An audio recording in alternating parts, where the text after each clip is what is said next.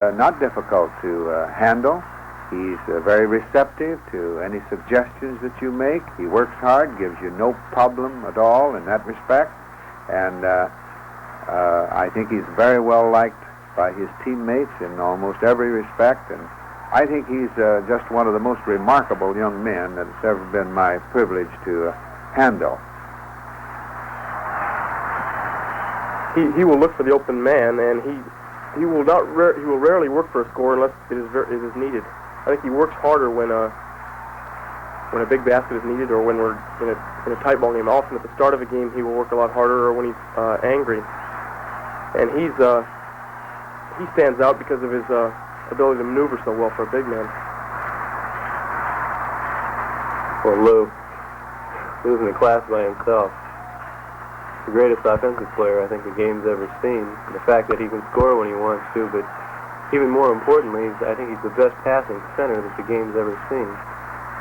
I know time and again this season, I wouldn't even think that I was open for a shot myself, and there the ball would be right in my hands for a layup and 2 points, and it never ceased to amaze me. And I think at the end of the season, we all had so much confidence in Lou's passing that when he got the ball, we all looked like a bunch of flies going to a sugar lump. We all headed for the basket because we knew if we got open that Lou would get it to us and we'd get a chance to score. And it's really great having this tremendous force offensively on your team, and then defensively, he's just the greatest. He intimidates everyone, and he blocks so many shots, controls the boards. I just don't think you can say enough about Lou.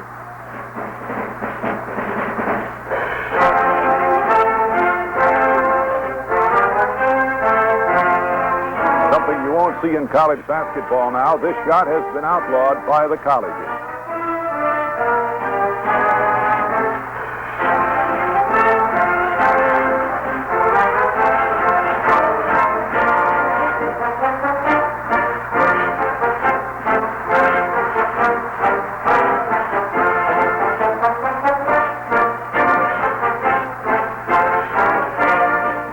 The team had its clown friends, an outstanding guard from Kansas City, and Lucius Allen had a personality all his own.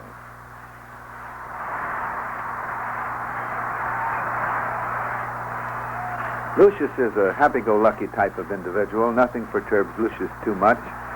He has great abilities, and he'll get upset at himself once in a while, and if he's not shooting, he'll think it's the ball or it's this or it's that, and he'll find little problems, and they tend to bother him a little bit. And if you try to talk with him about patience, and you know he can shoot, and then he doesn't hit the next time or two, then he gets down a little bit more in his own thinking. But he comes up fast again. Lucius is not a boy that stays down very long about anything. He's a happy-go-lucky, very pleasant personality. Lucius is amazing because of his quickness and his speed. He can do everything well. I don't know where he learned all of his moves, whether he learned them in high school or junior high, but he's got as many moves as any player I've ever seen, and he can carry them out because he's so quick, so fast, and he is strong and can jump well. And then if he can't throw a fantastic move and drive inside on you, he can hit a very long jump shot, which amazed me. Lucius is a great guy to play with.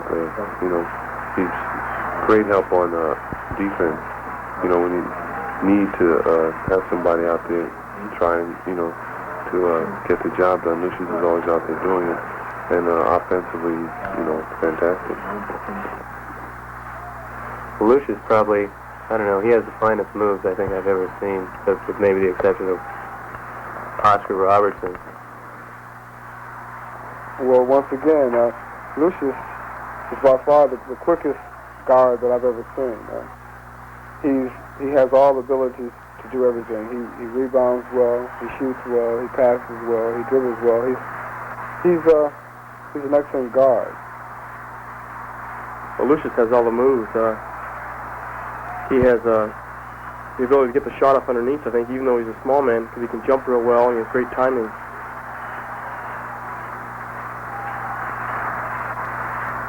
I couldn't have been any happier as the team season went, but I thought I left a tremendous amount to be desired personally.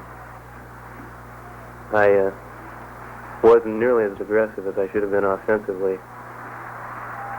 Kenny Heights was the quietest member of the team and the most studious. A pre-law major, Kenny could get down on his own abilities. It would be difficult to find a player that worries more than Kenny. He lets all sorts of things worry him, and I think this probably hurts his play as much as anything else, because he gets so concerned about trying to find the answer for something that isn't going too well in his play that he just forgets to get out there and play and let himself go. He's a fine boy, an exceptionally clean boy, and certainly, I'm sure, trains to the best advantage and wants to do extremely well. I think that perhaps he's one that wants to do well so badly that at times this prevents him from doing as well as he's capable of doing. Kenny Heights is, he's the most help he gives to the team is by being a team ball player and trying to get everybody to work together. He also works very hard all the time and takes a lot of pride in himself and the team. Somebody said he runs like an antelope. He may. But he's a consistent shooter from 10 or 15 feet. He's a real good shooter. He plays real good defense. And he's a good all-around ball player. He was well coached probably in high school in the way he plays. These were all but one of the players who led the team through a perfect regular season, winning 26 games.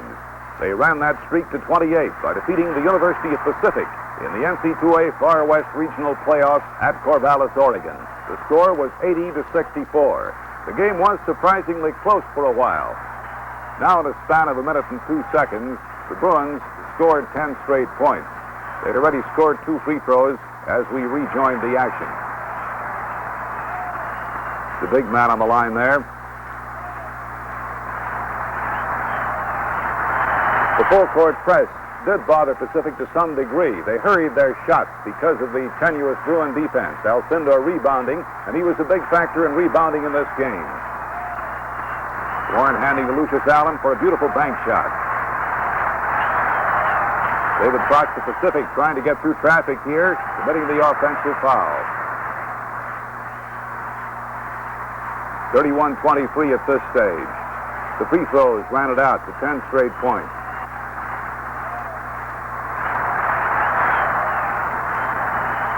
Fox, the ball stolen by Mike Warren, who slipped it in. After that, it was on to Louisville. Houston was expected to give UCLA its severest test for the NCAA championship. One of the reasons they didn't was the left-handed shooting of Lynn Shackelford, whom you'll see scoring 4 points. I always thought I was a little different until I started watching the Coach Wooden show on Tuesday nights this year and the films of some of our games. I always thought that I looked a lot different. After seeing these films, my shot looks very odd to me. And it seems like I take too long to get it off sometimes. But I look real odd, probably because I'm left-handed. I don't know if I am really. But it does look odd because I'm left-handed, and I do have a weird shot, which I don't think I'm really proud of it because it is weird, but sometimes it's effective. The Big E, Elvin Hayes, was having his troubles there. As you can see, he traveled going in against the Big A, Alcindor. The Bruins took the ball out of bounds at this stage. They led by 5, were never headed. Ball almost stolen there by Houston, but the Bruins managed to do their share. Both teams scored at this stage, and the action was fast and furious. Vern Lewis in backcourt here for Houston. And here's an interception. That was by Jim Nielsen, who played a big hand in this game. His ruggedness was needed. Mike Warren now directing traffic. Shackelford covered that time. Here's Mike Warren taking the long outside shot. It doesn't go. There's a scramble, and this time a strong rebounding team. Houston managed, but they committed a number of ball control errors. Lynn Shackelford, a sophomore from Burbank, earned praise from his coach and teammates. Shackelford is a very intense boy. He's serious. He's out early for practice and works hard, and Yet he has a tendency to worry a little bit here and there, but he gives you his best in practice at all times, and I feel that he's one of the boys that definitely improved the most this year. Well, he works very hard all the time, and he can really put the ball in the hoop.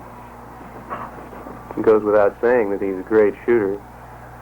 And if I were a scout, I'd have to say I would play him as tight as I possibly could to try to force him to drive if I could, because if you let him shoot, he's going to kill you.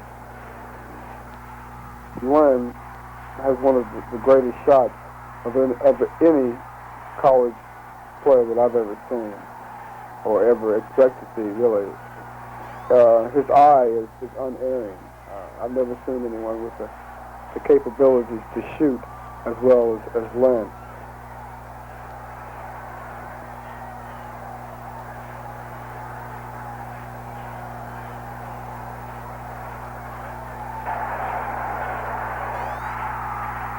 The road led to the finals against Dayton. The Bruins won the game 79-64, and with it their third NCAA title in 4 years. It was a year John Wooden could look back on with pride. You can never stand still. I try to point out to my players individually that they either continue to improve a little or they go backward. You don't stand still. I don't think you reach a plateau and just stay there. I want them to be afraid, in a sense, to fall down. I think we accomplish things oftentimes by being afraid to lose or being afraid that we will fail in some respect. And I want to get that idea across to the players. Now, I don't want them to be ashamed if they don't attain their objective. I want them to always be able to keep their head up and have a certain amount of satisfaction in knowing that they tried their best. And if they do that, they never really fail. They may fail in the eyes of other people, but that's like reputation and character. A person's reputation isn't always what their character is. And you and I ourselves are the only people that truly know what our characters are. And to Mike Warren will fall another challenge next year, the battle against overconfidence. I think that the main thing is that we like the idea of winning. And for years upon years, Coach Wooden has built championship teams. And everybody likes to win it, and no one likes to be a loser. And we have this certain pride that goes along with being a winner and a champion. And I don't think anyone wants to sacrifice any of the things that we have had happen to us this past season. I don't think anybody wants to give any of these things up. So I'm really not too. I really don't think too much about being overconfident next season, because I know Coach wouldn't let this happen. And so the only thing that I hope happens is that we can once again get together, as we have done this past season, and work as a team. Because the minute we start branching out individually, we're lost. Regardless of whether we win or lose, we're still lost.